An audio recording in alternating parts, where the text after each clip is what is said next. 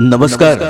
मैं हूं केशव शुक्ल और आपके लिए रोज की तरह लेकर के आया हूं एक कहानी, परमात्मा का कुत्ता।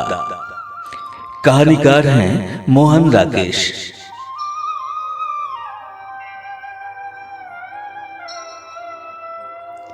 बहुत से लोग यहाँ वहां से लटकाए बैठे थे, जैसे किसी का मातम करने आए हों। कुछ लोग अपनी पोटलियां खोलकर खाना खा रहे थे।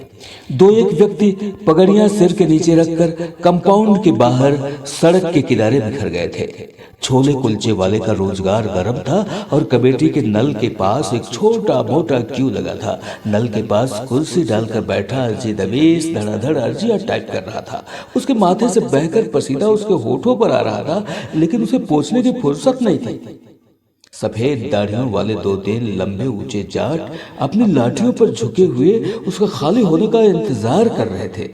धूप से बचने के लिए अर्जी नवीस ने जो टाट का पर्दा लगा रखा था वो हवा से उड़ा जा रहा था। थोड़ी दूर मोड़े पर बैठा उसका लड़का अंग्रेजी प्राइमर को रट्टा लगा रहा था। CAT कैट, कैट माने बिल्ली, BAT बैट, बैट माने बल्ला, FAT फैट, फैट माने मोटा। कमीजों के आधे बटन खोले और बगल में फाइल दबाए कुछ बाबू एक दूसरे से छेड़खानी करते रजिस्ट्रेशन ब्रांच से रिकॉर्ड ब्रांच की तरफ जा रहे थे।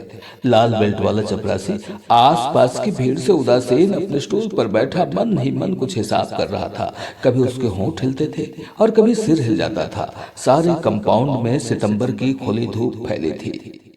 चिड़ियों के कुछ बच्चे डालों से कूदने और फिर ऊपर को उड़ने का अभ्यास कर रहे थे। एक 70-75 की बुढ़िया जिसका सिर कांप रहा था और चेहरा झुर्रियों के गुंझल के सिवा कुछ नहीं था, लोगों से पूछ रही थी कि वह अपने लड़के के मरने के बाद उसके नाम अलॉट हुई जमीन के हकदार हो जाती है या नहीं। अंदर हाल कमरे में फाइलें धीरे धीरे चल रही थीं। दो चार बाबू बीच की मेज के पास जमा होकर चाय पी रहे थे। उनमें से एक दफ्तरी कागज पर लिखी अपनी ताजा गजल दोस्तों को सुना रहा था और दोस्त इस विश्वास के साथ सुन रहे थे कि वो गजल उसने शमा या 20वीं सदी के किसी पुराने अंक में से उड़ाई है। अजी साहब, शेर आपने आज ही कहे हैं या पहले के कहे हुए शेर आज अचानक याद हुए हैं? सांवले चेहरे और घनी मूंछों वाले एक बाबू ने बाईं आंख को जरा सा दबाकर पूछा। आसपास खड़े सब लोगों के चेहरे खिल गए। यह बिल्कुल ताजा गजल है, अजीज साहब ने अदालत में खड़े होकर हल्फिया बयान देने के लहजे में कहा। इससे पहले भी इसी वजन पर कोई और चीज कही हो तो याद नहीं। और फिर आंखों से सबके चेहरों को टटोलते हुए वे हल्की सी हंसी के साथ बोले, अपना दीवान तो कोई रिसर्च ना है मरतब करेगा। एक फरमाइशी कह कहा लगा जिसे की आवाजों ने बीच में ही दबा दिया। कह कहे पर लगाई गई इस ब्रेक का मतलब था कि कमिश्नर साहब अपने कमरे में तशरीफ ले आए हैं। कुछ देर का वक्फा रहा जिससे सुरजीत सिंह वल्द गुरमीत सिंह की फाइल एक मेज से एक्शन के लिए दूसरी मेज पर पहुंच गई। सुरजीत सिंह वल्द गुरमीत सिंह मुस्कुराता हुआ हाल से बाहर चला गया और जिस बाबू की मेज से फाइल गई थी वह 5 रुपए के नोट को सहलाता हुआ चाय पीने वालों के जमघट में शामिल हुआ। अजीज साहब का अब आवाज जरा धीमी करके गजल का अगला शेर सुनाने लगे। साहब के कमरे में घंटी हुई। चपरासी मुस्तैदी से उठकर अंदर गया और उसी मुस्तैदी से वापस आकर फिर अपने स्टूल पर बैठ गया। चपरासी से खिड़की का पर्दा ठीक कराकर कमिश्नर साहब ने मेज पर ढेर से कागजों पर एक साथ दस्तखत किए और पाइप सुलगाकर रीड डाइजेस्ट का ताजा अंक बैग से निकाल लिया। लेटिशिया वाल्ड्रिज का लेकर के उसे इतालवी मर्दों से क्यों प्यार है वे पढ़ चुके थे और लेखों में हृदय की शल्य चिकित्सा के संबंध में JD रैडक्लिफ का लेख उन्होंने सबसे पहले पढ़ने के लिए चुन रखा था। पृष्ठ 111 खोलकर वे हृदय के हुए ऑपरेशन का ब्यौरा पढ़ने लगे। तभी बाहर से कुछ शोर सुनाई देने लगा।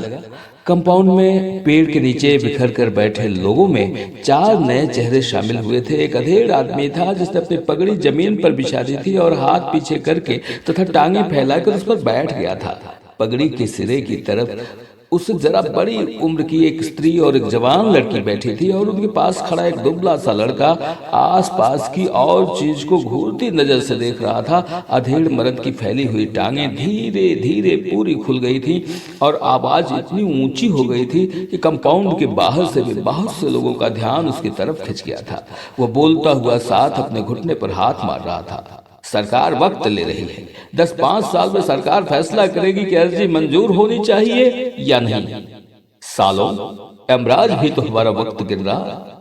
उधर वह वक्त पूरा होगा, इधर तुमसे पता चलेगा कि हमारी अर्जी मंजूर हो गई है। चपरासी की टांगें जमीन पर पोख्ता हो गईं और वह सीधा खड़ा हो गया।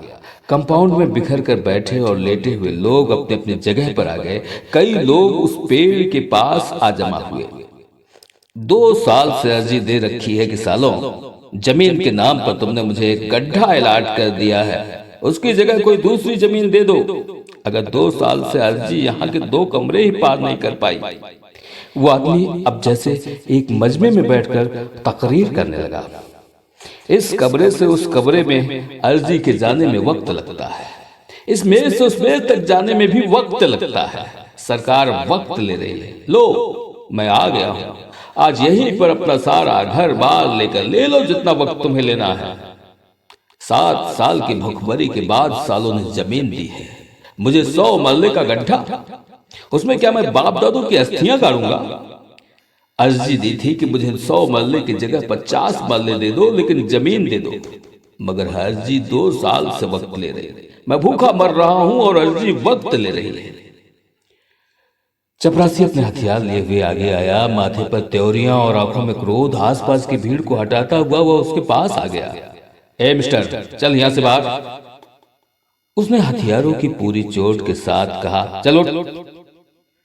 मिस्टर, आज यहां से नहीं उठ सकता। वह आदमी अपनी टांगें थोड़ी चौड़ी करके बोला, मिस्टर आज यहाँ का बादशाह है।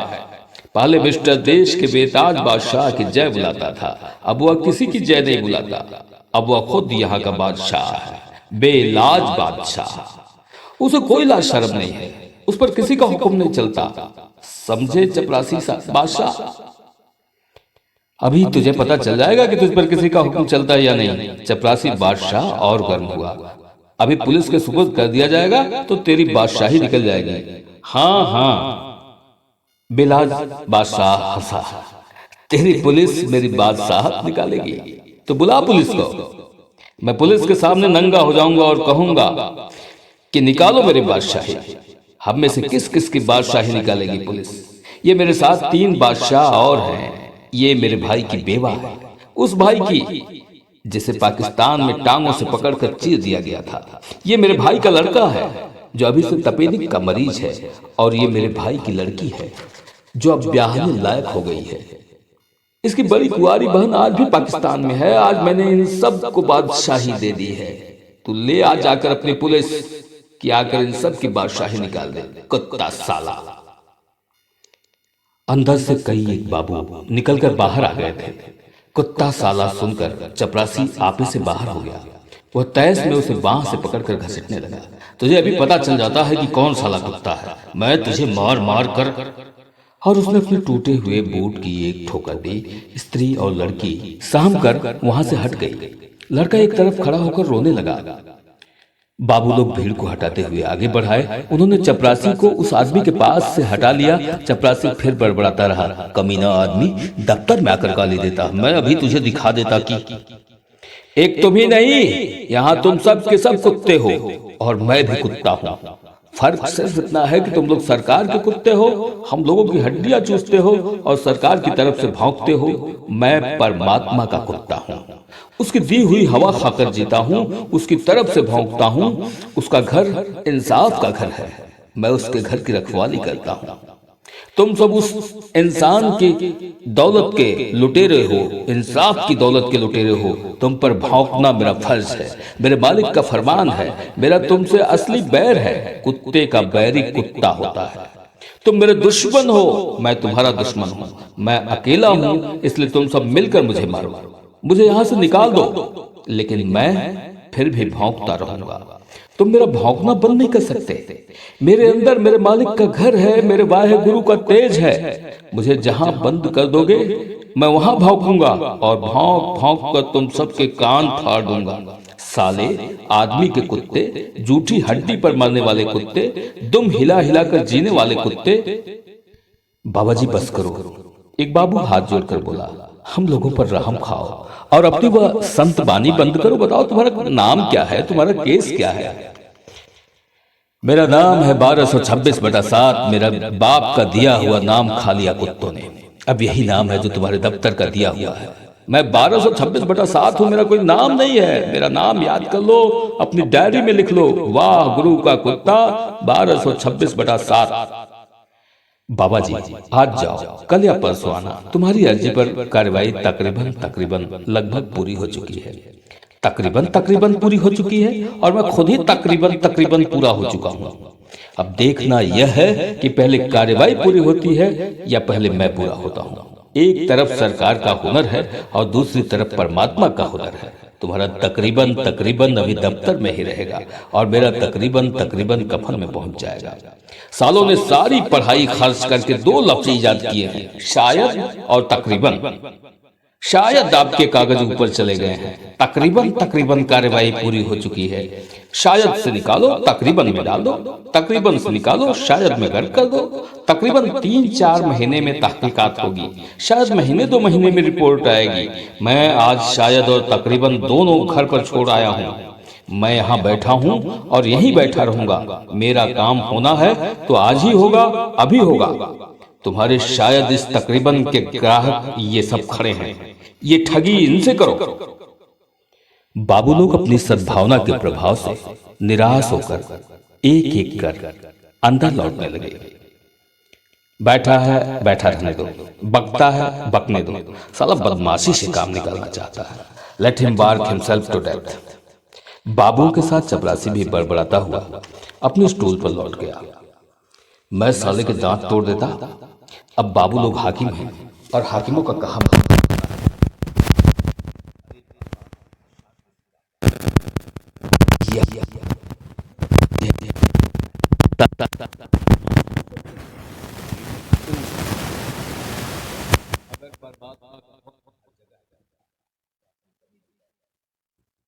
और बर्बाद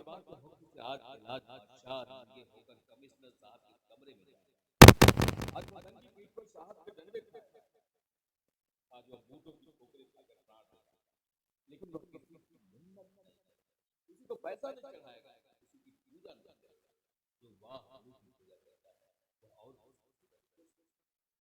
वाह और इससे पहले कि मैं अपने कहने को ये नहीं कर रहा था, तो एक आदमी ने रहमत की गांठ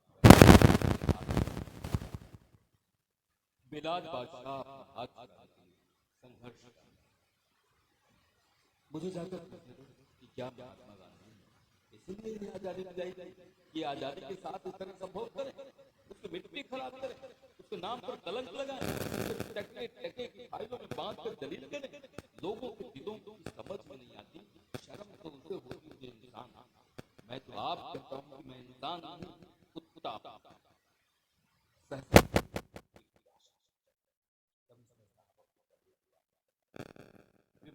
चोरियों और चेहरे की छुट्टियों को गहरा किया भीड़ के बीच में आ गया। क्या बात, क्या चाहते हो तुम? आपसे मिलने आया हूं। वो आदमी 100 मरले का एक गड्ढा बिरदा मिला।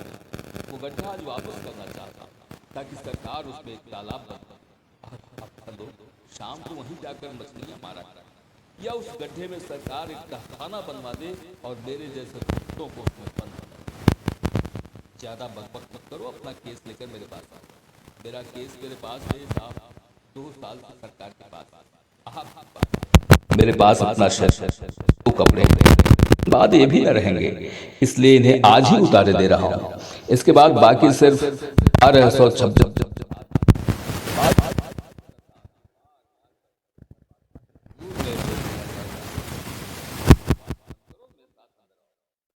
और अपने कमरे में वापस गए। वह आदमी कमीज कंधे पर रखे उस कमरे की तरफ चल दिया।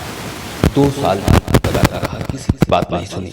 खुशामदीद करता इसने बात नहीं सुनी। वास्ते देता रहा, किसी ने बात नहीं सुनी। चपरासी ने उसके लिए चिक उठा दी और वह कमिश्नर साहब के कमरे में दाखिल हो गया। घंटी बजी, फाइलें हिली, बाबुओं की बुलाहट हुई और आधे घंटे बाद बेलाज बादशाह मुस्कुराता हुआ बाहर निकला। उत्सुक आंखों की भीड़ ने उसे आते देखा तो वह फिर बोलने लगा, चूहे की तरह बिटर बिटर देखने से कुछ नहीं होता। भौंको भौंको, सबके सब भौंको, अपने आप सालों के कान फट जाएंगे। भौंको कुत्तों भौंको। उसकी भौजाई दोनों बच्चों के साथ गेट के पास खड़ी इंतजार कर रही थी। लड़के और लड़की के कंधों पर हाथ रखते हुए वह सचमुच बादशाह की तरह सड़क पर चलने लगा। हयादार हो तो साल हा साल मुंह लटकाए खड़े रहो, अर्जियां टाइप कराओ, नल का पानी पियो, सरकार वक्त ले रही है, नहीं तो बेहयाई हजार बरकत है। वह सहसा रुका और जोश था, यारो बेहयाई हजार बरकत है।